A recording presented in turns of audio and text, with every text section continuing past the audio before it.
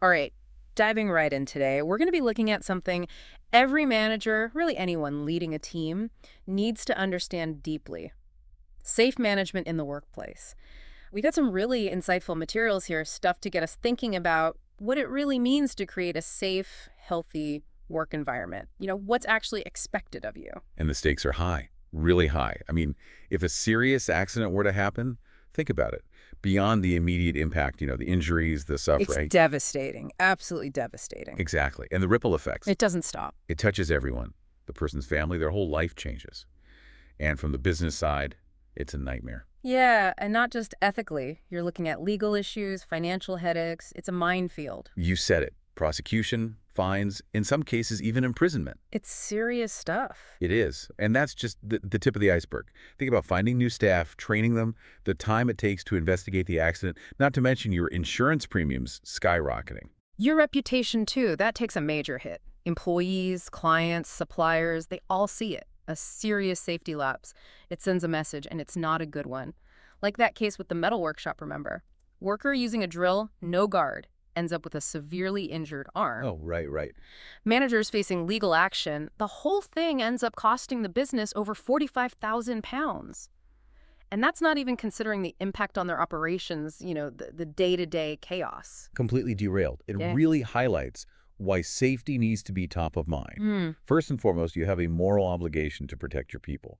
And then, of course, there's the legal side. The requirements are there, and they're not going away. You're responsible, ultimately, for managing the risks that come with the work you do. And it makes things economically, too. It's just good business. You avoid those penalties, the compensation claims, the insurance hikes. I mean, look at AstraZeneca. They focused on employee well-being, right? Saw absence rates plummet by 31%, saved them £5 million. And GlaxoSmithKline, their Dartford site, I think it was, they actually got compensation claims down by 40% just by being more transparent and sharing responsibility for safety. Investing in safety pays off, literally. It does. So how does this all translate to the manager's role, their specific responsibilities? What does that actually look like? Well, as a manager, you're the one on the ground, right? You're the face of the organization in that moment. It's you making those daily decisions that impact everyone's safety. Think of yourself as that crucial link between good safety practices and the actual work being done. The one making sure it all connects. Exactly. And sure, you can delegate tasks, but at the end of the day, the buck stops with you. You're accountable. Let's go back to that accident scenario. Yeah. Imagine you're that manager. You've got an injured worker. Suddenly, it's not just about them, is it? No, it's a whole different ballgame. You're asking yourself, why didn't we catch this risk?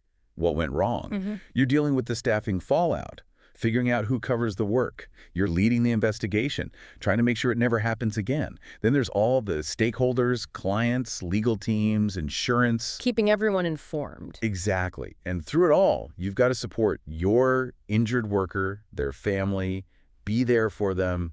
It's intense, overwhelming, really. And it can get messy fast, like that case where the worker was hit by a forklift. No systems in place, no pedestrian safety, just a complete lack of planning. The company was fine, the director was fine, costs piled up. It's a stark reminder that knowing the risks isn't enough. You have to act, implement those safe working practices, and enforce them. You have to. It's about knowing when to step in, how to make that decisive call, when to say, this needs to go higher up. And knowing when you need help. You don't have to have all the answers. Absolutely. Recognizing your limitations, knowing when to bring in expertise, that's a strength, not a weakness. And if we look at the UK as a whole, the statistics, they really paint a picture. Hundreds of fatalities every year. Thousands of serious injuries, millions of working days lost. The impact is huge, and so much of it is preventable. It really is. And the fines reflect that. Enforcement actions are common, average fines are high, some even reach into the hundreds of thousands of pounds. It's clear, good safety management isn't just a nice to have, it's essential. It's non-negotiable, and you, as a manager, you're on the front line. The decisions you make daily about safety, they matter, they have a real impact. But it's not all doom and gloom. Effective safety management, it pays off. It does. In fact, there's a return on investment estimated at about 12 pounds for every 1 pound spent. Wow. Yeah.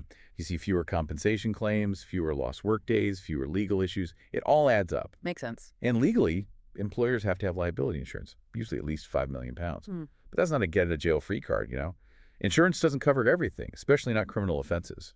The cost of workplace accidents and ill health in the UK, it's massive. over 31 billion pounds a year. That's a staggering figure. It is. So as you think about your role, your responsibilities, remember, managing workplace safety proactively, it's not just about ticking boxes, it's about protecting people. It's about building a stronger, more resilient organization. And after this deep dive, I think the most important question to ask yourself is, what's your top priority for improving safety within your team? Where do you start? What needs to change? That's the question. Food for thought.